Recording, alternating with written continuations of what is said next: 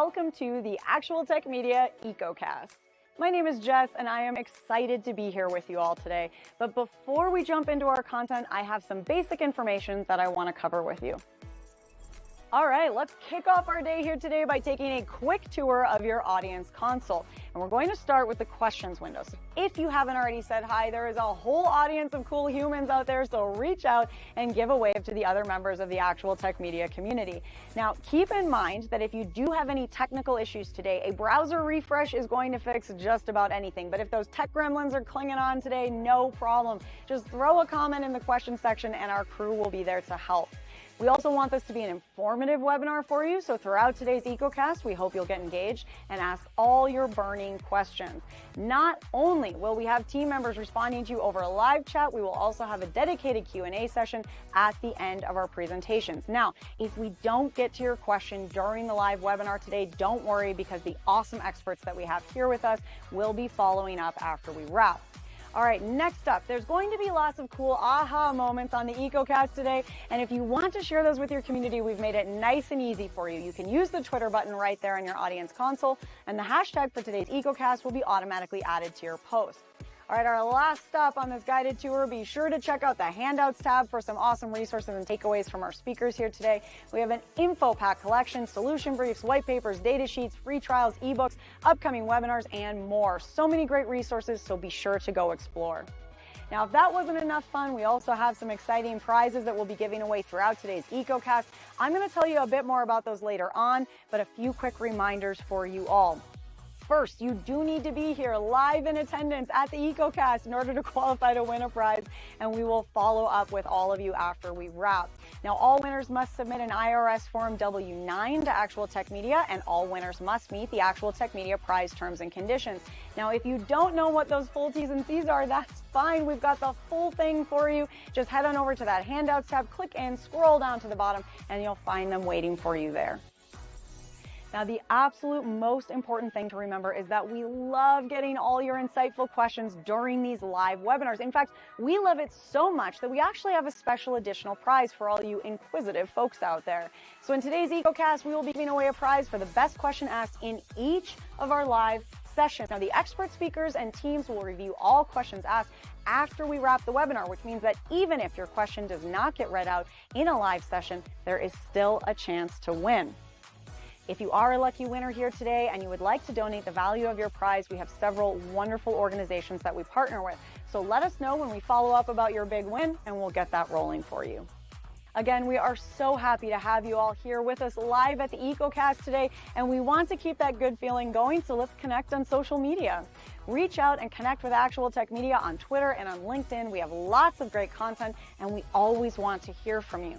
Now, if you're looking for more awesome content and resources right after we wrap the EcoCast today, be sure to subscribe to the Actual Tech Media channel on YouTube. Another fun way to win a prize and, hey, grow this awesome community is to refer an industry friend or a coworker to the Actual Tech Media webinar series. Now, you'll find a link to do that right in your handouts tab, and you will also be automatically redirected at the end of the webinar. And both you and your coworker or friend could win a prize, and we hold those drawings every month. So be sure to refer a friend because, it could quite literally be a win-win situation. Next, we have a cool opportunity for all the decision makers out there to get connected with new and emerging tech and innovative vendors. Here's how it works. All you need to do is click on the link in your handouts tab, fill out a quick application, and the Actual Tech crew will then match you with some vendors that we think you should probably be chatting with based on your needs. There will also be fun opportunities that you get to choose to join in, like surveys, test runs, new solutions, extended demos, and so on. You'll get some chances to win extra prizes, you'll chat with great people, and you'll learn about the hottest new trends in tech. So be sure to apply, or hey, send that link to a decision maker on your team. Now, I want to take a quick minute here to remind you all about one of my favorite resources, and that is ransomware.org. You can find out everything you need to know about ransomware, how to prepare, prevent, and recover. This site is jam-packed with information, helpful tips, checklists, strategic approaches, case studies, everything you need in one place. So wherever you are in your ransomware preparedness journey, there is something for you at ransomware.org. Go check it out and start exploring. All right, I have one more exciting resource I have to tell you about today, and that is the Gorilla Guide Book Club. It's going to give you access to free enterprise IT books authored by top industry experts, so you can stay up to date on trending enterprise technology. And yes, these books will work on your Kindle, your mobile device, and as I said, they are completely free. You can download these awesome resources at gorilla.guide, and there's a link for you in that handouts tab as well. All right, well, we have covered a lot of important things already, and I don't know about you all, but I am excited to dive in. So let's get going.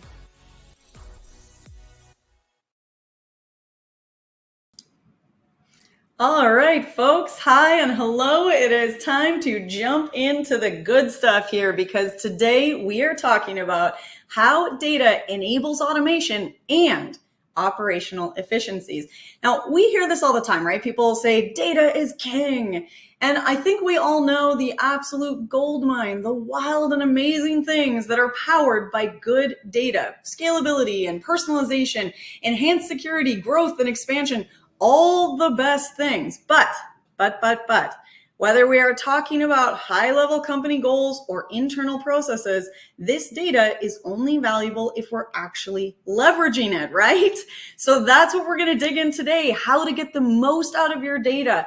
And we will have the help of our keynote speaker, the one and only Philip Russom, as well as top industry expert from the innovators and thought leaders at Axion. I cannot wait to get into the conversation today. So let's get this show on the road. First up, again, my name is Jess Steinbach. I'm a moderator here at Actual Tech Media, and I am joined today by my fellow moderators, Keith Ward, who will be here on live chat, and Scott Becker, who's going to come join us for our keynote chat. All right, let's talk prizes quickly because today on the EcoCast, you could win one of three $300 Amazon gift cards. We will be giving those away to 3 lucky winners who are here present live with us at the EcoCast. And as I mentioned in the housekeeping chat this morning, you can find the full T's and C's linked for you in the handouts tab if you have any questions about those. But let's get into the meat and bones here. We're going to start digging into data. Up next, I am so excited to introduce you all to our keynote speaker and a familiar face in the world of all things data, and that is, of course, Philip Russom, consultant and analyst for data management and analytics. Now, my fellow moderator, Scott Becker, is in the wings, ready to chat with Philip about how organizations are approaching their data strategies these days, you know, a little bit of what has changed, what has stayed the same. This is such an interesting way to start out our day, kind of looking back, looking forward, and thinking about all the cool things that we can do with our data. So I can't wait to listen into this chat. Scott, I'm going to hand things on over to you. Take it away. Well, Philip, thanks for joining us. Appreciate you taking the time for us today. Yeah, good to see you, Scott. Good to see you too. So relevant to this EcoCast title, how does data enable automation and operational efficiencies? You know, there's actually a long history of success where organizations use data that represents their operations to monitor, analyze, and improve the operation. So, right, we've been doing this a long time.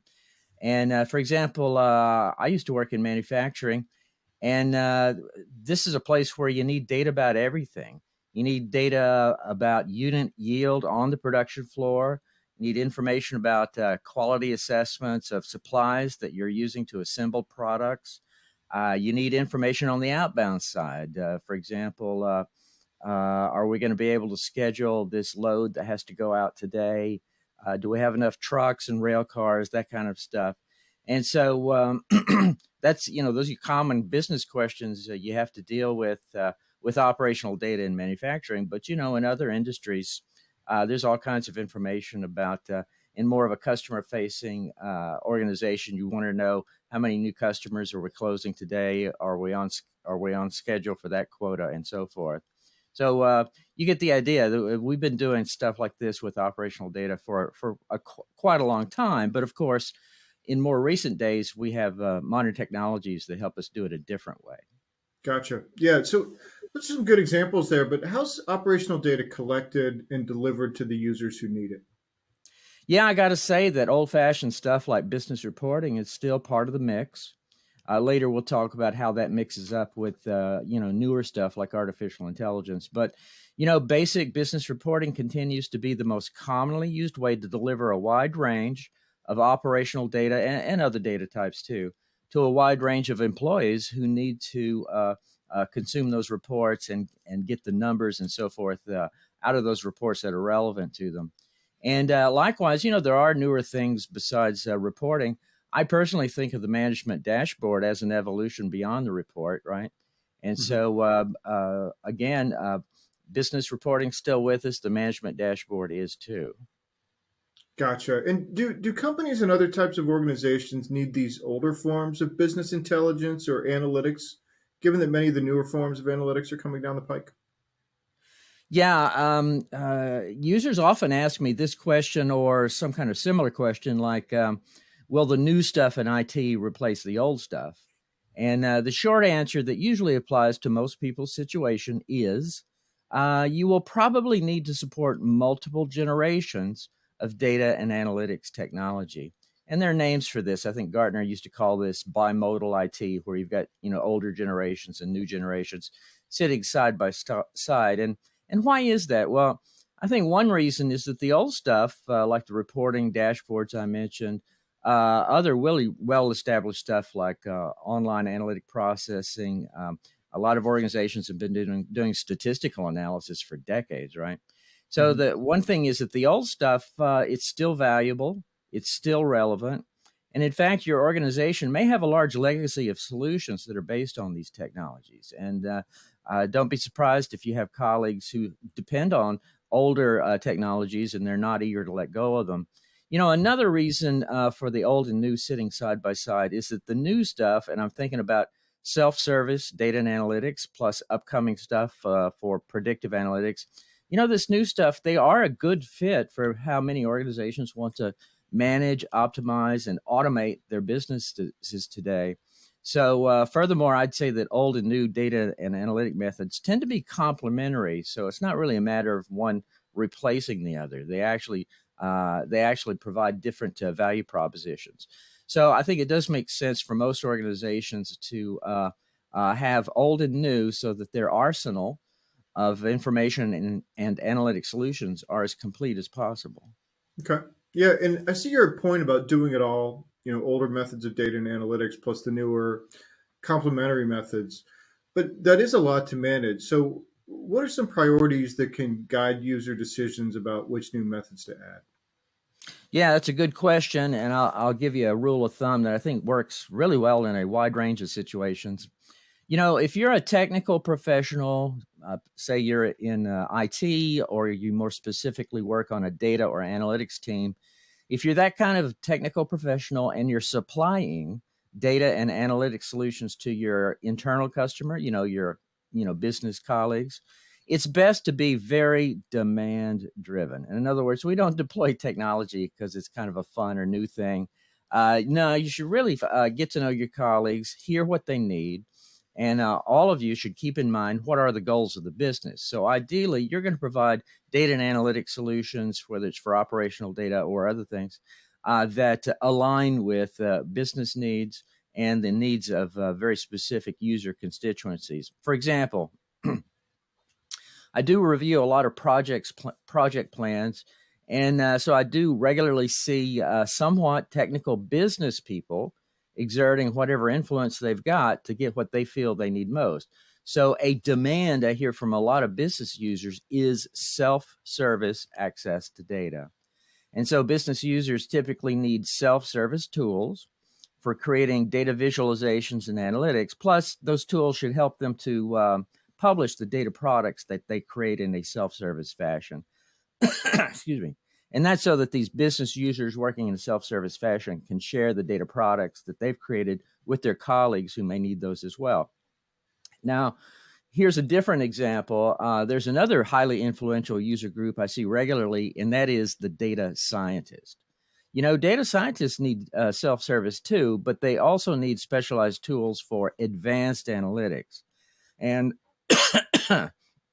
increasingly, data scientists really need tools for predictive analytics, and a lot of those tools are based on machine learning or artificial intelligence.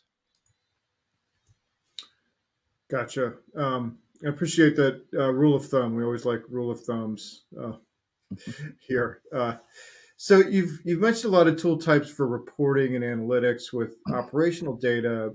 what about the databases and data platforms that would also be part of a complete solution? Yeah, that's a good point. And reporting and analytics, they're only as good as the back-end data that's been collected and improved for them. Um, for the self-service access to operational data that I mentioned earlier, I have for decades now seen users successfully design and deploy a specialized database for self-service data access. And quite often it's called an operational data warehouse. Hmm. An operational data warehouse, it's basically a data warehouse that has dimensional data, lots of relational data. It has data about a lot of different subject areas, but its highest priority is to have subject areas that involve operational data. In the manufacturing example I gave, it'd be information about supplies and their quality. It'd be a lot of information about production yield on the manufacturing floor. It'd be information about delivery and logistics and so forth. If you're more of a customer-focused organization, your operational data warehouse may have a lot of information about individual customers. The customer 360 or complete view that we talk about. That could be in your operational data warehouse. So a lot of back-end data warehouses for operational data and the automation of operations. Quite often, that's a specialized operational data warehouse. And if you're going to build that sort of thing, you have to notice that it's going to probably have to consume it'll have to ingest a lot of transactional data and other forms of operational data. And you're also going to do analytics with it. So you quite often need kind of a hybrid database for the operational data warehouse. So it'll support both transactions and analytics. But if we turn over to that other user constituency I mentioned, namely the data scientist, well, that they do benefit from self-service, but really a lot of their needs have to do with access to very large volumes of data. It's because the data scientists are quite often doing kind of discovery analytics. They're looking for information nobody's really studied before. They're looking for root causes with business issues that no one's found before. And so they need large data volumes for that. And those large data volumes are quite often managed through a data lake nowadays. So the data lake can quite often be a requirement for the data scientist if they want to get full value from operational data. And most data lakes nowadays are deployed on cloud so that the elasticity of cloud helps with large volumes of data and the kind of really rigorous processing that predictive analytics, machine learning, and artificial intelligence involves. Gotcha. As a final thing, what about automation? How can operational data contribute to higher forms of operational automation?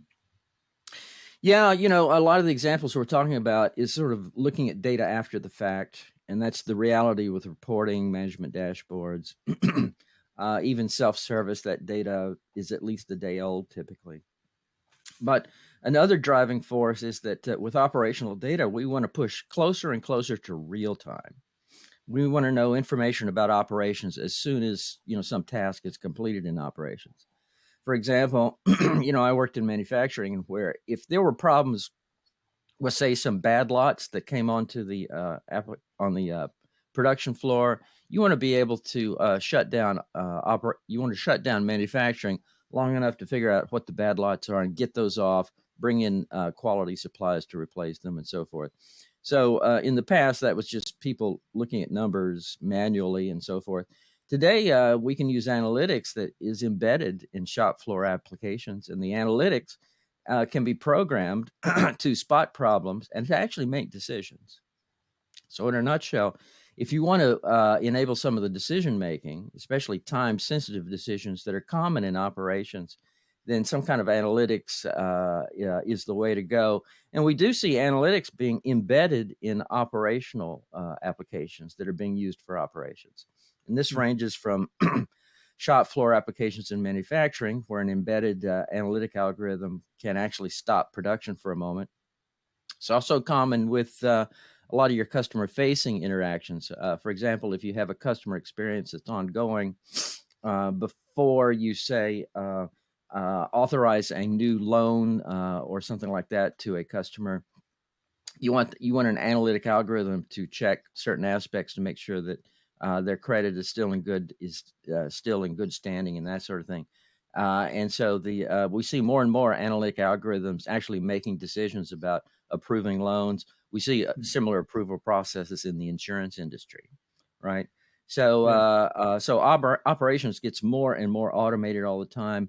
Quite often there's analytics involved, but there's also real-time data typically involved. So real-time data where an analytic algorithm is quite often embedded inside an operational piece of software that's actually running the process. So quite often there's a combination of analytics and the actual operational applications themselves.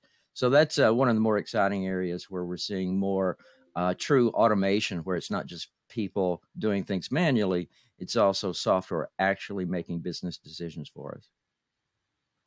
That's pretty exciting. And it's really kind of getting to the dream of where we've been working toward as an industry for so long. That's correct. Software has always been to automate things, but now we're taking automation to a faster and more detailed, more accurate level. Yeah. Well, Philip, as always, thanks for joining us to help frame this up. We really always push your insights, and it's great to see you. Same to you, Scott. See you again soon. Thanks. Well, I agree. Always a pleasure. And what a great way to start out our EcoCast today. Scott, thank you so much for leading us through that interesting conversation, and Philip for all of that cool insight. And as I said, just, a nice sort of brain tickling and lighting up to get things rolling, because we have some great content coming our way. But before we dive into that, I have a question for all of you. What we're wondering is, what is your time frame for adding new or updating existing IT solutions at your company? So today we're talking about data, we're talking about optimization, we're talking about automation. What do you have in mind? What kind of sparked your interest when you came in? Are you thinking a short-term project or a little bit more of a long-term project, or you have no idea because you're just gathering information and seeing where this conversation leads you? All of these answers are great. We are just asking this because we're wondering, we want to make sure that we're kind of hitting you with the right information based on where you are at in your research journey, in your implementation planning phases. So click on that poll now. Let us know what you're thinking, where you're at, and I am going to keep us rolling. So last chance to click on the poll. 5, 4, 3, 2, 1. Bam. All right. Well, we're going to get things going here, because it is my absolute pleasure to introduce you all to our expert presenter in today's EcoCast. We are definitely starting out with a bang. We are going to be chatting with Louis Groskopf, Senior Director of Product Management at Acti. And Louis, thank you so much for being here to get us started today. Now, I know you have some great stuff planned for the audience, and I know we want to leave some time for questions a little bit later on. So I'm going to step back and hand the mic right on over to you. Take it away. Thank you, Jess. And hi, everybody. I'm happy to be here. I don't know how many people are on, but hopefully the next 15, 20 minutes, we'll be able to share some interesting information with you. And without further ado, let's get started. So the topic today is how data can enable automation, which in turn can give you enhanced operational efficiencies. We had some good information just presented. The data is a big thing right now. Some people are saying data is the new oil. I don't know about that, but certainly you can gain a lot of operational efficiency if you have a highly automated environment. And let's talk a little bit more about what we mean when we say that. So if you were to Google right now, data automation, it is a term in the industry that is widely used, and it's one form of automation around data. And I have a slide that we'll drill into as to what it really means. But it is not the same as automation that's enabled by data or the content of data, right? So we'll make the distinction between those two at a lower level in a couple of minutes. And then these two together combined can enable a new class of application called a data application. And these are very, very interesting. In fact, were very much a trending thing over the last 18 months or so until ChatGPT came along and stole the thunder. So this is an interesting space, and I'll spend quite a bit of time talking to that. And then we'll have time for Q&A, and then we'll wrap it up. So let's get to it.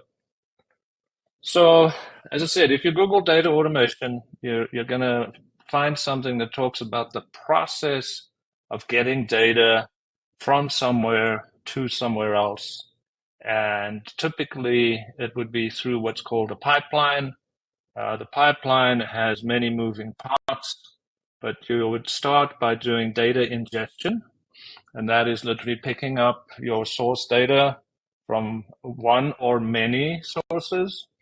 And then you would go through ETL, which is extract, translate, and load. Or these days people talk about ELT, where you load the data first and then you do transformation, typically also as part of cleansing it. Welcome to the life of a data analyst. They spend probably 75% of their time cleaning the data before they actually do any analytics in many instances. I'm not saying this is always the case.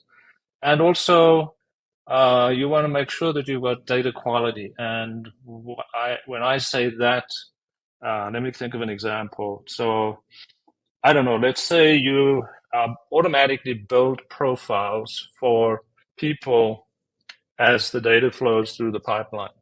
And so the way you might do this is say, okay, here's an email address. Do we have it already in the system? Yes. Okay. Don't create a profile. But then if not, then we might set up a skeleton profile because we want people to come back and visit us and whatever. So, and let's say this is in a travel environment, you're ingesting travel itineraries, and the person books using his Gmail, and you start building up a history of his travel. But then one day, someone books travel on his behalf, perhaps an admin or someone in the travel department, and they use their email. Guess what? You're the same person, but you've now got two emails associated with you, and you end up getting a duplicate profile. And that throws all kinds of wrenches in the system, because when it comes to doing analytics of who's traveling how often to where, and you've got two profiles, and your data is not good. So you want to be thinking about cleansing and also data quality as you ingest or process the data on its way through to its target repository, which could be a data lake. It could be a data warehouse. It could be neither. It could be something new called a lake house. And the difference between those, it's a relatively new term, but data lakes, for the most part, are used to feed ML and AI type stuff, because it's typically unstructured data, and it's not like a warehouse, which is more specifically intended for analytics. And customers are saying, well, why do I need both? Why don't I get one that actually can serve the purpose of both of these things and service both my analytics as well as my ML? And that is what a lakehouse is.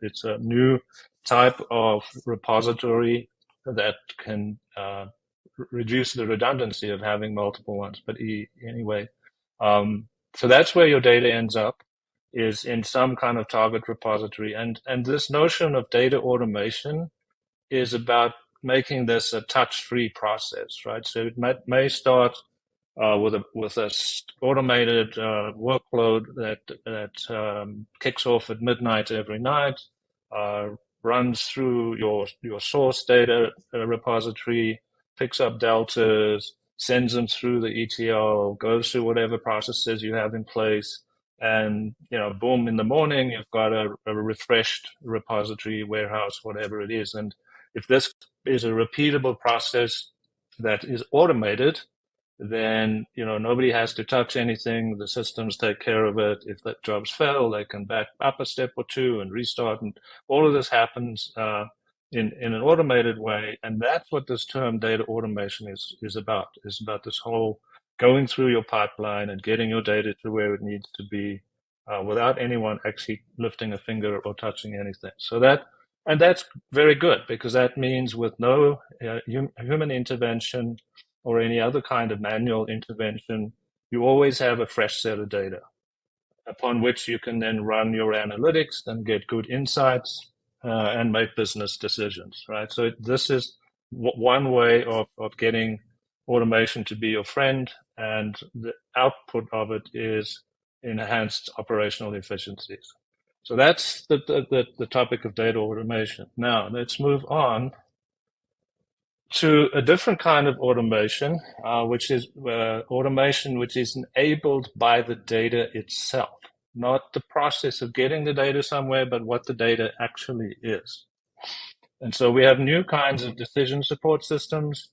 There's an acronym called DDDM, which is data-driven decision making. This is where you can have the systems look at thresholds, look for specific values that are triggers for something happening, right? It could be, in the case of supply chain management, just-in-time ordering. Nobody wants to sit on a lot of inventory, but also you don't want to not have the parts needed to build something. So by having checking on the actual content of the data, like I've only got 3 more of these things that I need to build a car. So when it gets to 2, I order, and I know what the lead times on these are. I order 4 more, and they show up on the door the day before they need it. That's the kind of thing you can do by looking at the actual content of the data. Then there's a notion of real-time data, where, and I'll get to an example on this in a minute, but this is where, once again, there's a threshold, it triggers an action, the action takes place, no intervention, no manual, no people. You've got to trust your systems, right, and your logic, but this is what data can do for you, but based on the actual content of the data. And that may be in a machine learning AI type environment, fraud detection, right? So if you go and try and use your credit card on the spot, the system decides based on, I don't know, you last used this 5 minutes ago in Dallas, and it's now someone's trying to use it in San Francisco. Impossible, right? So the system goes, no ways, this is highly likely to be a fraudulent attempt, and it will decline your card on the spot, right? So that's an example of things happening based on machine learning and patterns and all of those kinds of things. Similarly, we get a lot of emails that come in that we don't want, spam, and some of them are nefarious in nature, where, it's like, oh, this is Bank of America, your account has been suspended, you need to log in, click this link, and then guess what? They scrape your ID and your password, and the next thing you're the victim of phishing, right? That's another area where, if we can, in a real-time manner, using intelligence of some form, say, no ways, this email does not look good, and we send it to the junk box, or even better, we don't deliver it at all. And also these days, these same bad actors are now doing the same through SMS. I'm sure we've all got messages saying exactly the same thing that I just mentioned. This is United Healthcare.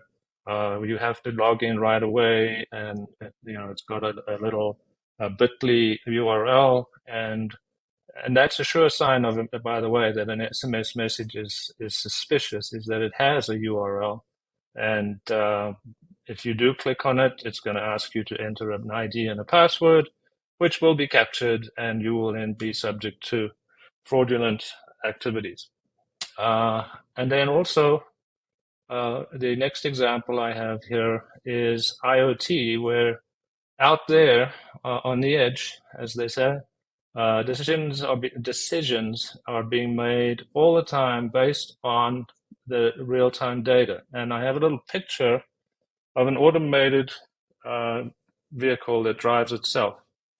And the way it does that, if you look at the thing on the roof and the sensors, they're gathering data all the time, like every couple of very small time units, right? So it's got cameras, it's got infrared detectors, it's got all sorts of things. And this car is driving itself. So it's got to look out for people. It's got to look out for red lights. It's got to look out for objects in the road. It's got to make turns without hopping the curb. You know, and this is a really good example of data being analyzed on the spot in the real time and causing a steering wheel to turn or the brakes to come on or the indicator light. This is happening out there through data acquisition on a very large scale. So I think that's a really cool example of how we can go 100% automated based on data acquisition in the real time. It's pretty cool when you think about it. So let's move on to the next set of data here. So these new types of applications called data applications. Once again, if you Google this and you say, what is a data application? You're going to get, explanatory text that says, well, some people call them analytical applications. Some people call them data-driven applications. Some people call them business intelligence apps. And other people will call them data-intensive applications. And these are typically fed in the real time. That's why I say they're a relative of business intelligence, but much more real time in nature and interactive. And in fact, the cool thing about many of these is that you can do real time analytics yourself without being a skilled data analyst or data engineer or data scientist. They typically have some aspect of a UI and a very user-friendly one where you can do your own analytics against a data source. But a good example is, if you look on the right-hand side there, this is, a ride-sharing app. And when you say, okay, I'm here, I want to be picked up and taken to my hotel. So it will say, okay, it's going to take 4 minutes. And the way it does that is it's using real-time data. It's looking at GPS. That's because of where you are and where you want to go. And then it's looking at the traffic and also perhaps considering the weather and a couple of other things. And if you look on the screen there, so the thing that says 4 minutes, that's a data application. It's done a real-time lookup of a number of factors or data sources and calculated that it's going to take right now 4 minutes to get to where you want to go. Also, based on the time and things like are there tolls and other such data, it will tell you how much it costs, right? It's going to cost you $9.57 to do this 4 minute ride from where you are now to your hotel, and that's all derived by a data application. Then there's a button that says, okay, if you're happy with this, book it now. And that is traditional transactional application. It's going to start the process off. It's going to build your credit card. It's going to find you the driver, tell you what his name is, but that is more of a traditional application. But I think this is a good example of a data application in real life. And these data applications are being increasingly used in just about every industry vertical, and I've got a few examples here that we can discuss. Amazon. So based on things that are happening in real time, including analysis of competitive websites, maybe Walmart has decided to run a special on an item, and you're searching on Amazon for this item, and you click on it, and then it says, okay, here's your price. That's quite often determined on the fly, and it's called dynamic pricing. And the pricing could change 10, 20, 50 times a day or more, or not at all, depending on what the data application and the intelligence built into it is deciding. So that's one aspect. Then the next thing is so you say, okay, I want to buy this, right? And then if you know Amazon, and I think we all do, it will pop up a list of product recommendations. This is based on what other people typically buy together. And it might be a very obvious thing, like you bought a hammer, so now it offers you a box of nails, right? But it's also looking at your personal history, real time. And maybe you bought this before. Maybe when you bought it before, you also bought the box of nails. And so it makes these product recommendations real time based on all of these factors, like what are the competitors pricing at? What's your personal shopping history? What do other people typically buy together? I don't want to belabor the point. I think you get the picture. But this is a very good example of a data application, or any one of these other terms that people use to describe this new breed of app. Weather alerts. So I live in Colorado. We have very bad thunderstorms here in the summer, and my phone's forever screaming, there's a weather alert, and this is all done automatically, real time, based on data being fed from satellites and other such things. There isn't a person sitting there going, "Oh, there's going to be a lot of lightning in this area." It's all automated, and it's sent out to people who have subscribed in an automated fashion. And so weather alerts, because of the dynamic nature of weather, if you don't like the weather, stick around; it will change. They build these alerts automatically based on a wide range of inputs from real-time data. Already mentioned the fraud detection example on the previous slide, where you try and use your card and it gets declined, which can be really frustrating. So, you got to be sure, or sure-ish, before you decline the card. And it drives me crazy because it's happened to me a couple of times. When I moved from New York to Colorado, it took at least a month before all of my cards actually worked in Colorado, because the systems didn't believe that I was in New York one day, Colorado the next, and then I had to fly back and drive a car across the country. And every time I tried to put in gas, it wouldn't accept my card because my movement patterns were very unusual, right? So I flew to Colorado to pick up the keys for the house I rented. Then I flew back to New York, and then I took my daughter to college in Vermont because she started college at the same time. And I went back to New York, and then I drove and I stopped in, where did I get to the first night? Cincinnati, right? And then next morning I was up early and I wanted to put in gas in Nebraska somewhere. And the system just went, this is not possible. And it just kept declining my cards. So, and it was very annoying for me, but I'd rather that, quite frankly, than someone getting hold of my credentials and emptying my bank account and doing things like that. So that's the interesting thing about machine learning and real-time applications. You do need to ask yourself as you build these, what are the consequences of making a wrong decision?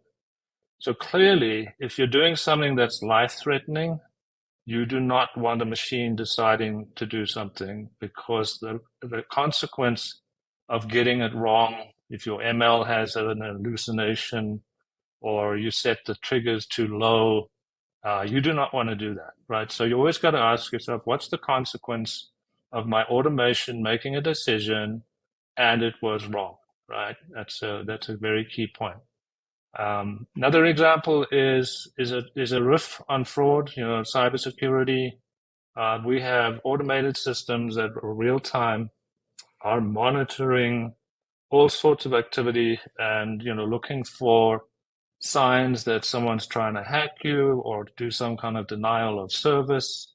and take actions accordingly to prevent it from happening. And because these things come at a very fast and high volume pace, these systems all have to be real time and highly automated in nature. You can't raise an alert and call someone at 2 a.m. and say, hey, I think someone's trying to hack us. That doesn't work. You've got to do something right away. Another interesting one is both hotel and vacation rentals. I use the word Airbnb without asking if I could use their trademark, but for example, I think it's one that everyone can relate to. Similar to dynamic pricing on Amazon, and also dynamic pricing of flight tickets based on demand and things like that. Hotel prices vary a lot too. And, we have Expedia and hotels.com and Kayak and all these guys. And they must be frantically looking across the room at what their competitors are doing and offering a better hotel price than the other guy.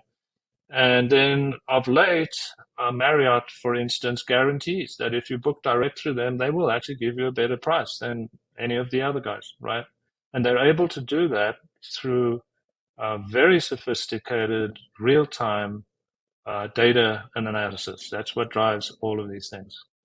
Airbnb, when there are people booking on Airbnb all the time. So if you say, okay, I want to travel to Montreal in Canada and get an Airbnb in the mountains, it has to do a real-time lookup of what properties are currently available. Because the one that was available a minute ago, someone might have booked it, right? So they make extensive use of very sophisticated mechanisms to be sure that they're offering the property inventory that's currently available, and also price it in a dynamic fashion based on demand, right? The prices go up and down based on is the date that you're seeking on a holiday, or is it in the middle of the week when nobody wants to be there because the black flies are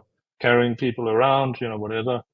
So this is another example of how you can use content of data to drive automated things which are operationally much more effective than having manual intervention and lots of people scrambling to try and come up with the same thing.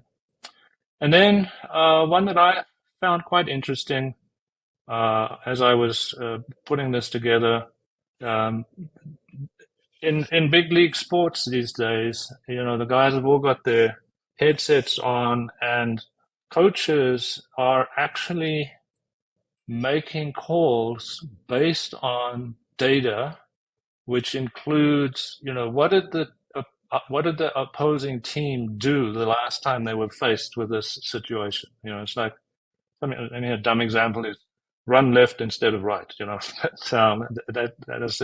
is a dumb example. But yeah, coaches have backroom systems analyzing plays and whispering in their ear as to what the best call might be real time, and I think that's really interesting. So that's kind of the content I wanted to cover, just on the front of automation and around data and different types of how you can do that, from a batch oriented filling of a repository through a pipeline where all of the ETL and stuff is going on, through more real-time automation based on content of fields in databases as opposed to getting the data into them. And then this new and latest breed of applications that we call data applications that are very real-time in nature, and point to the example of booking an Uber, right?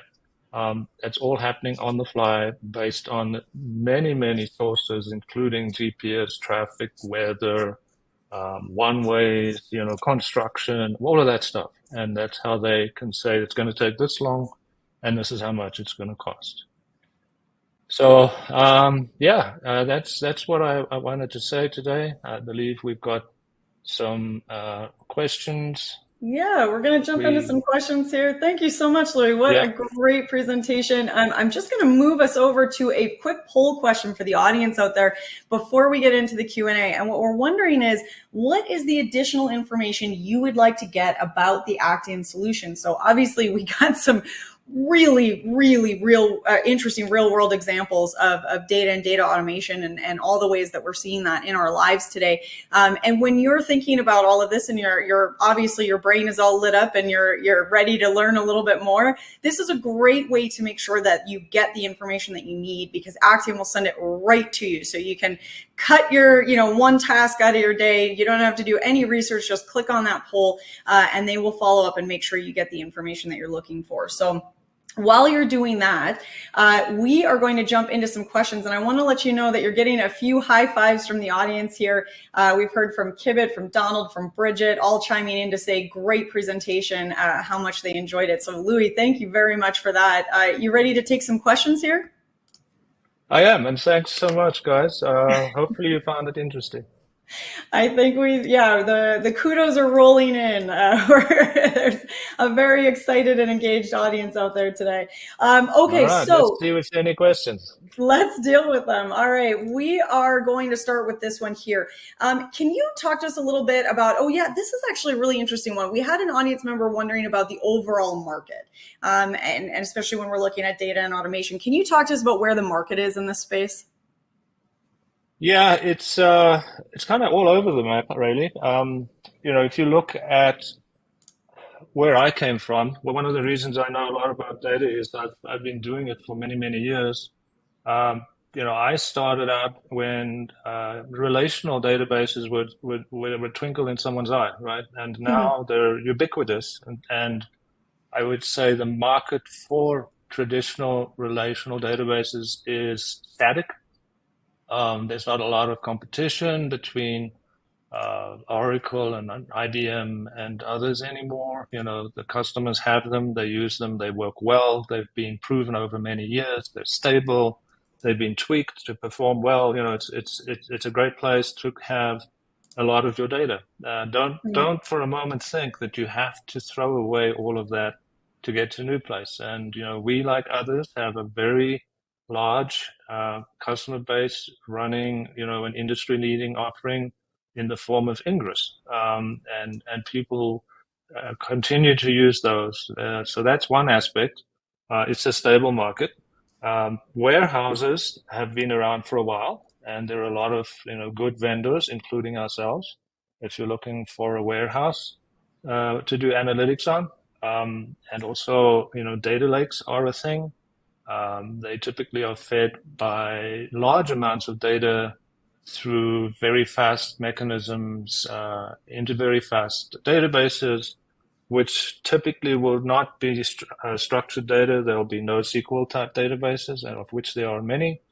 And the trend there is, as people make the journey to the cloud, they're looking for these to be spun up very quickly through a couple of clicks on a website. And we have a cloud platform that you can do that too. There are others, of course. So that's not new, but it's a lot of people are still not on the journey to cloud. So that's something to consider.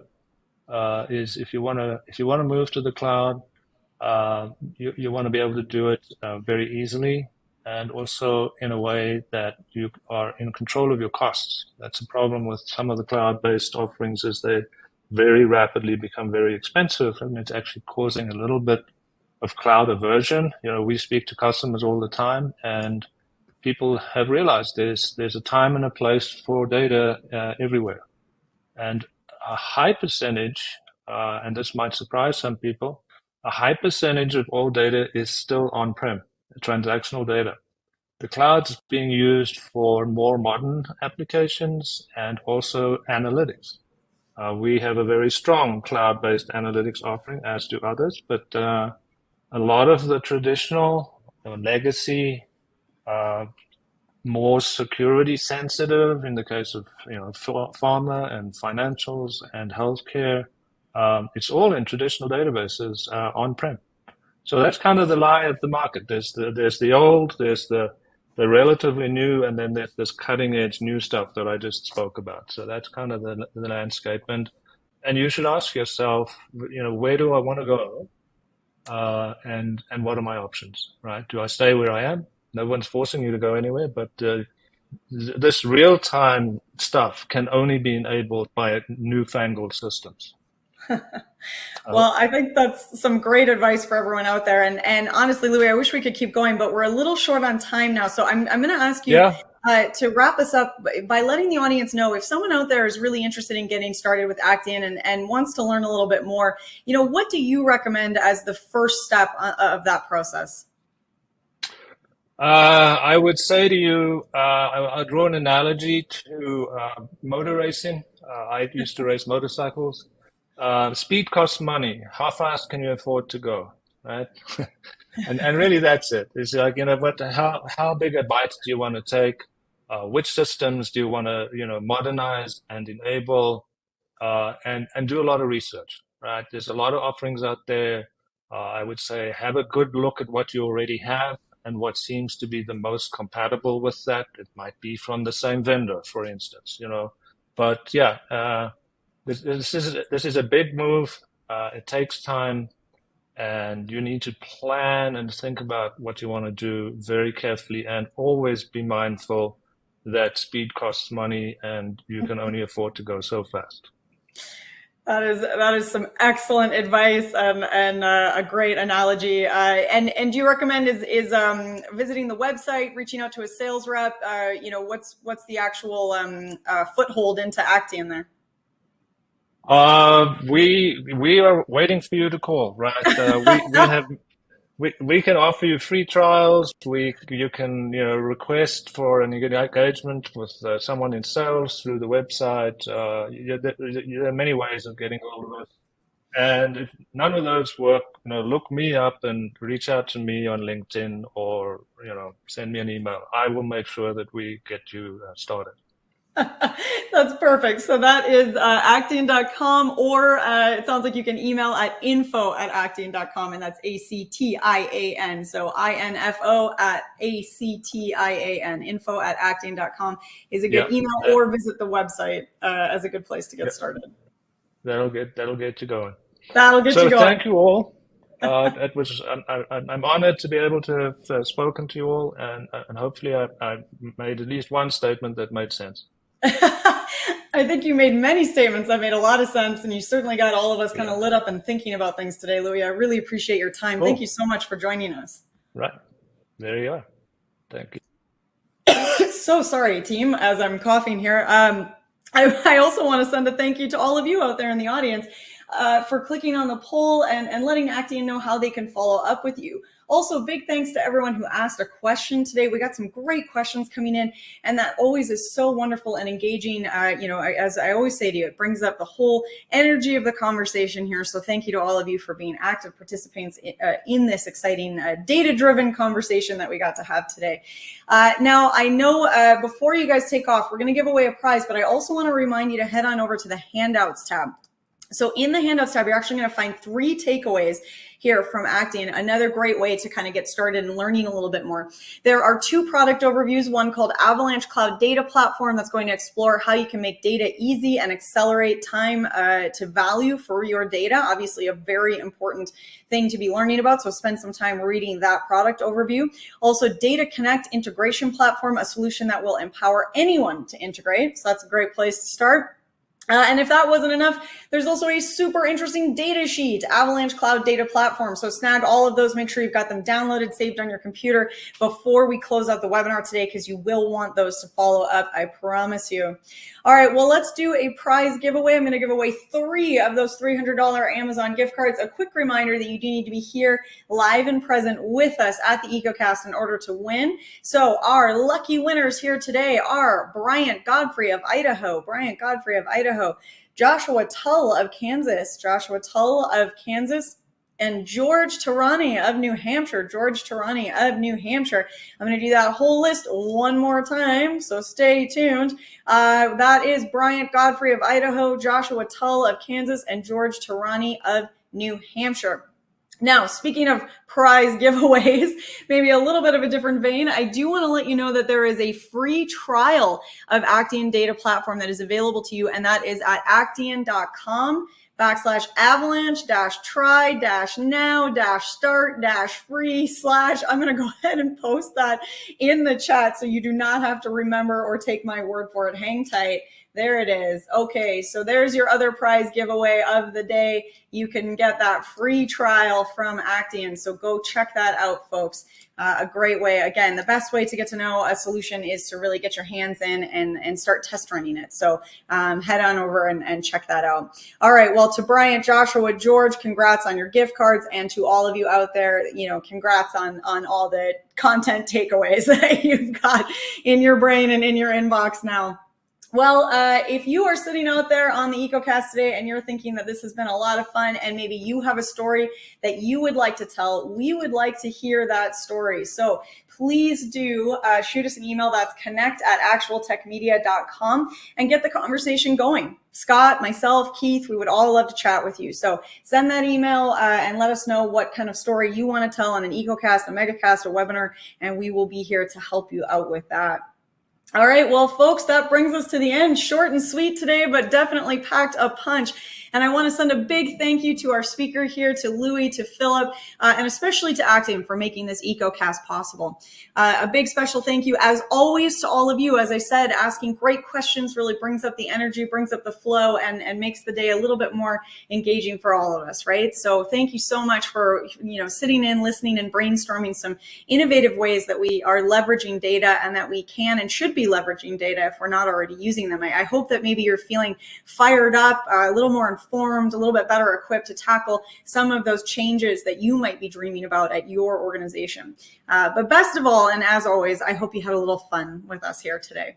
Now, before you take off, I do want to make sure that you all have marked your calendars for a MegaCast that we have on Wednesday, July 26th. That's tomorrow already. So Wednesday, July 26th, and that is at 12 p.m. Eastern, 9 a.m. Pacific. We've got a great lineup, lots of cool information. We're going to be talking about choosing a next generation data protection and disaster recovery solution. So this is a fantastic follow-up, a fantastic lead-in to that next conversation. We've been talking about data. Now let's get into data protection and disaster recovery. So come join us tomorrow on the MegaCast, Wednesday, July 26th, 12 p.m. Eastern, 9 a.m. Pacific. That was a little bit of my, I sounded like a monster truck rally driver on that one, on 12 p.m. tomorrow. Anyways, I'm going to go before we get real weird on this EcoCast. But I do want to thank all of you again for coming to join me. I hope that I get to see you again tomorrow or sometime soon. And until then, I hope you have an absolutely beautiful end to your day.